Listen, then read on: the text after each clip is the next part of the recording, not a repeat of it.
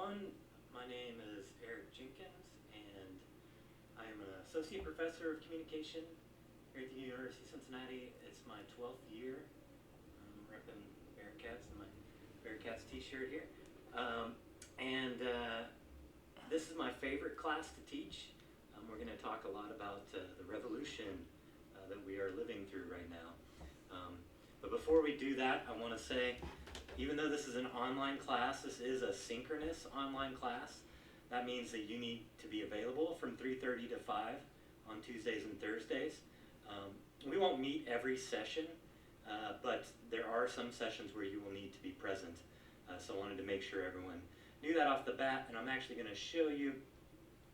Any day it says WebEx in bold over here on the assignment is when you will have to be available. Okay. So I think it's like 15 days out of about 30 or so. So about half the time you'll need to be available.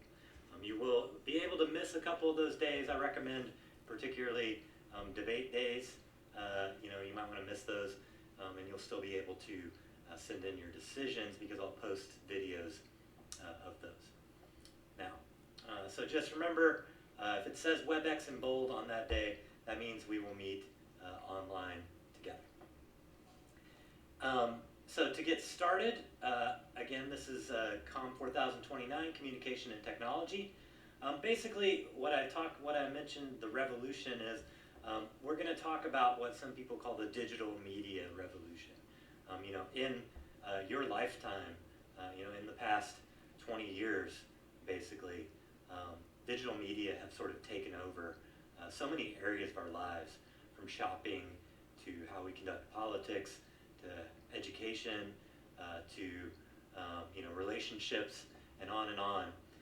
This revolution obviously has some good and some bad. Some people at first were very utopian about it, and saying that it was going to change everything for the best. And more recently, we've seen things like the show Black Mirror that said, actually, maybe they've changed everything for the worse. And what we're going to do in this class is we're going to debate whether it's changed things for the better or for the worse. And we're going to debate 3 resolutions. Resolved, digital communication media are net beneficial for education. Resolved, digital communication media are net beneficial for politics. And resolved, digital communication media are net beneficial for the quality of life. And by the quality of life, we mean things like your mental health, your relationships, your sort of day-to-day concerns. Things like interpersonal and group communication, for instance.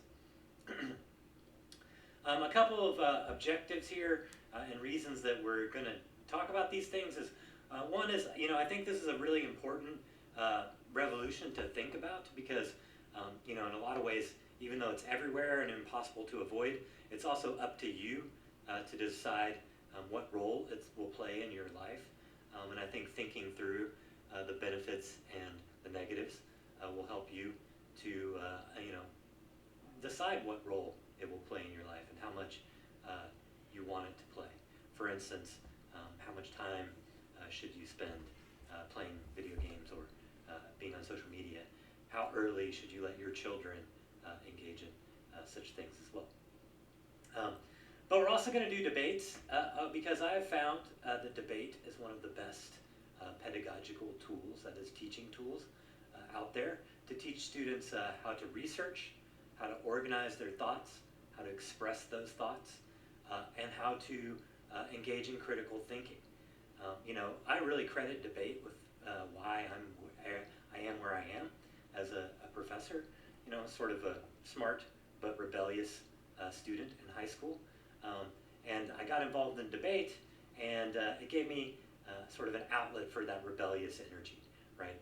The competition of it. I was also involved in sports, and so the competition of it really attracted me and drove me to do sort of the reading and research that I might not have done otherwise. And just the clash of ideas taught me so much about how to be a critical thinker, about how to navigate this world. And you're not going to be expert debaters by the end of the semester, but I guarantee that you will improve as critical thinkers. You will improve your research skills. You will improve your presentation skills. And you're going to learn a lot about digital media as well. So I want to say before I move on here that most of these videos I'll try to keep to less than 20 minutes. This one might run a little long because it is the syllabus video. And be sure to sign up for a meeting for next class, that is Thursday. They're only 5-minute meetings, and just sign up for a slot and come in, introduce yourself, and I might have 1 or 2 things to tell you, and it'll be a chance for you to ask any questions if you are confused after watching this video and reading the syllabus. As far as expectations go, I think all of my classes are this way if you've had me before. I expect engagement. That is, I want you to read the articles. I want you to watch and listen to the debates. I want you to contribute to the discussions that we have. That if you put in the engagement, then you're going to learn and you're going to get something out of this class. And the other thing there is effort. And I try to grade these debates mostly on effort. They're debates, so there's not one right or wrong answer to these questions. So I'm not looking for a right or wrong answer. But what I am looking for is effort. I'm looking to see that you actually read the articles, that you actually did your own research, that you thought through how to rebut the other side's arguments and articles. And when I see that effort, I will reward you with a high grade. Usually, because I think people enjoy doing the debate so much, the grades in this class are quite high.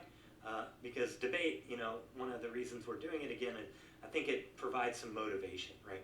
That competition, that sort of standing up in front of your peers and demonstrating what you've learned and how smart you are really gets people motivated. And the whole, you can lead a horse to water thing, I find is so true when it comes to teaching, right? I can't give you the motivation, but if you have the motivation, then it's almost like no matter what materials I give you, you're going to learn and become a smarter person. But debate does help with that motivation thing. So if you put in the effort, I'll reward you with the grades. And I hope that I can give everyone an A. I'm not opposed to that if everyone puts in the effort. That said, the debate grades are not based on how good a public speaker you are, how flowery your presentation is. Sometimes people have a natural knack for public speaking and can put in very little effort and stand up and sound good to the untrained ear. But I was trained in college debate at the highest levels, and I coached it afterwards, and I'm also an expert in this area, in this field of digital media studies. I've published a book in the field, and I'm very familiar with the literature. And so to my trained ear, I'm not fooled by the flowery speaking. I'm looking for the substance, and that's what the grades will be based on, is substance and not delivery. The rest of this, you can read through yourself, and I'll just kind of skim through it quickly. Attendance, I'll allow you to miss 2 of those WebEx meetings. Anything else will result in a half letter grade penalty off your final grade. Here's the link. Pay attention to this, please, where you sign up for all of their individual WebEx meetings, like that syllabus questions meeting that we'll have next class. Also, there will be what are called coaching sessions where you and your partners will come in with your basic arguments ready before our debates, and we'll kind of brainstorm ideas together. And we'll also brainstorm what the other side is going to argue and how we might respond to that. Those are little 10-minute coaching sessions. Please come prepared with your main advantages or disadvantages in those coaching sessions. You don't have to have them written out, but just an idea of what you want to argue. And they'll be very useful, I think, for your debates. All of our WebEx meetings will take place at the same link that's right here. And all of our research will be posted to this blog right here. You might find it easier to post once you're a member of the blog to just go to blogger.com, and it'll have a little link on the side that says new post. We'll talk about all that next week, so don't worry about it right now. But I just just want you to be aware that we are going to be doing research and we're going to be posting it to a blog so that everyone has access to that research. The rest of the stuff, you're bound by the UC Student Code of Conduct. We are committed to diversity and inclusion. If you're having mental health issues, here's some resources. If you're experiencing sexual harassment or abuse, here are some resources. And information about accessibility if you have, for instance, a learning disability or handicap of some kind. Please talk to me as soon as possible about that. Obviously, this is an online class, so you do need access to a computer. And it says written assignments, but that doesn't really apply here. So let's go over the assignments now. There's basically 4 assignments in the class, 4 big assignments, the 3 debates, one debate on each of those resolutions above, and the research that we're doing, which we call the briefs. The readings and briefs, what will happen is I assign readings for each day of class, and you'll go through and do what's called a brief. That is basically like a synopsis of one of the arguments that you found in those readings, and you'll post that little brief or synopsis to our blog, along with a supporting article for that argument to our blog, so that we have, by the time everything is said and done, we have lots of research that people can draw on to make their arguments in the debates. Participation, this is just, again, engagement, participating, showing up. Again, there is an attendance policy. The briefs assignment, there's 12 days where we'll have readings. Each brief is worth 20 points. And like I said, there's sort of 2 parts of every brief. The first is the little synopsis or a quote from the reading that makes an argument, one of the arguments in the reading. And the second is just a link to an article that helps support that argument. You don't have to brief or give a synopsis of your additional article. You just need to find one and hyperlink it in your blog post. Again, there'll be a video next week where we'll go over this assignment in more detail. So if you're a little confused right now, don't worry about that. But it's a very simple assignment once you get the hang of it. And in fact, there's already examples posted on our blog if you want to go there and check it out. And as far as those grades go, again, here I'm looking for effort. And the main kind of question I'm asking is there a useful argument here? Can I see someone taking this brief and using it in their debate speech? And if so, I expect you to get most, if not all, of the points. And if not, then I will take off points. And I'll put comments on the blog about why I took off some of the points. Then the other 3 big assignments are the debates. Again, you'll be with 2 partners. Each of you will do 1 speech in the debate, either what's called a constructive speech or a rebuttal speech. A constructive speech where you're constructing your case, right? Why is digital media beneficial for education? Why is it beneficial for politics? Or not beneficial if you're on the negative side. Or, the 2 sides would be called the affirmative, where you affirm the resolution, and the negative, where you reject or negate the resolution.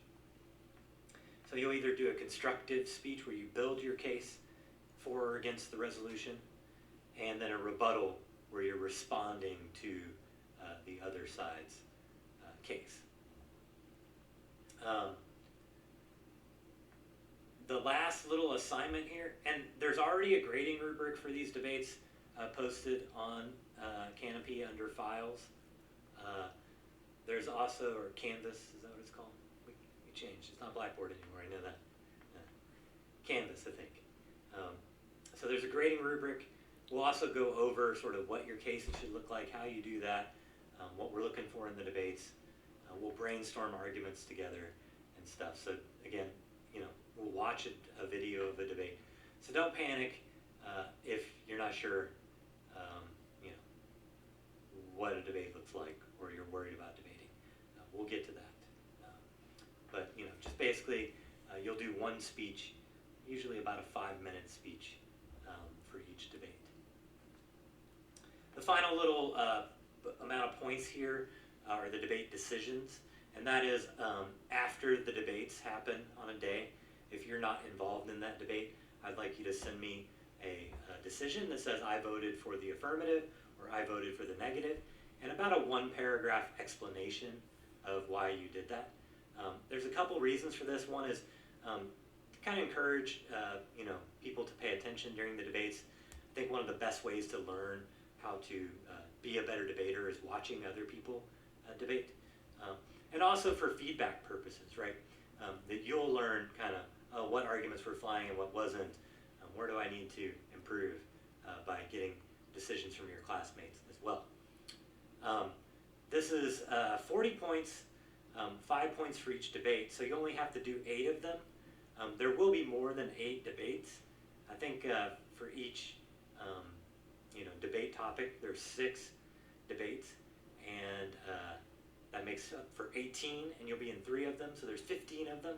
You have to turn in a decision for 8 of them, but if you want to do the other 7, I'll give you 5 points bonus or extra credit for each one of those that you do as well. Also, these debate decisions will determine some extra credit points. You see right here, that is the winner of the class's decision. Say, I get 20 decisions and it's 13-7 for the affirmative. Then the affirmative team will get 10 bonus points on their grade for the debate. So next, let's just check out the schedule here. A couple of things to note. We have a meeting next class for you to ask questions and to introduce yourself. Next week, we're going to talk about how to do debates and what debates look like. And then we're also going to talk about the briefs assignment. And then after that, we're going to jump right into our education topic. You can see on each topic, we will spend 2 days on the affirmative, the pro, and 2 days on the negative, the con. On each of those days, you have readings. You see Read Education AF 1, and you post a brief. So on each of those days, you'll do the reading, you'll post a brief, and I'll also post a video that sort of summarizes the advantages or disadvantages that were in the readings. So you'll watch the video, you'll do the readings, and you'll post a brief. Where do we find the readings? This is important. Please pay attention, because I always get questions about this. So if it says Read Education AF 1, the readings are at the end of the syllabus here. So Education AF number 1 is all 3 of these readings. Okay. And then say it says Education Neg number 2, here's Education Neg, here's number 2, do both of those readings. Okay. You'll see that some of them are hyperlinked here. If they're not, it'll say on Canvas. Okay, so, and those are already posted under Files on Canvas. So in Education AF 1 for your first readings, read the West selection. West is the author, posted on Canvas. And then read the article here at this link and the article here at this link. Okay. You'll see that there's only 12 days of reading, but sometimes there's quite a bit of reading on one of those days. There's a couple reasons for that. One is there needs to be enough research so that everyone can do their own unique brief. And the second is to give you options in the debate, right? There's a lot of arguments out there. There's a lot of different advantages and disadvantages of digital media. And we don't want to just hear everybody make the same argument over and over again in the debates. There's quite a bit of reading on those days, but there's only 12 days where we have to do readings. And I encourage you on these other days, say like, debate number 1, or, on this day, intro to debate, we're not doing any reading. You can go ahead and start reading for Education AF 1. Or say on debate number 1, say you debate on 9:23. On 9:28 or 9:30, you could do a little reading for our next debates, right? To get a little bit ahead and stuff. So space it out on yourself. It'll be a little easier that way. But the debates are really, in a way, like tests on the readings, all right? Again, effort. I want to see that you read these things, you really thought about these things, you did a little research yourself, and if you do that effort, If you kind of envision them as like tests on the reading, like I'm brainstorming, digging into these articles, and you demonstrate that to me. How do I get this? Anyway, if you demonstrate that to me, then again, I will give you a high grade and reward you for that. Last thing on the schedule to notice is on December 7th during finals week, I'm reserving this one time in case we have to make up a debate. Fortunately, I've been very lucky about that, but with COVID going around and stuff, there's a chance that someone will get sick at the last minute. We'll have to reschedule. So please let me know as soon as possible if something like that comes up, or if you have a schedule conflict. So once again, the lists of the readings are posted here at the end. You see Education AF number 1, Education AF this is number 2, Education NEG number 1, Education NEG number 2, Politics AF number 1, AF number 2, Politics NEG number 1, Politics NEG number 2, right, and on and on. Quality of life. And if you keep up with the readings and post your briefs and stuff, then I think the debates will come pretty easily to you, and everything will run smoothly. I love this class. I think you're going to love debating, even if you're a little nervous about it right now. I think that when all is said and done, you will enjoy it and you'll learn a lot.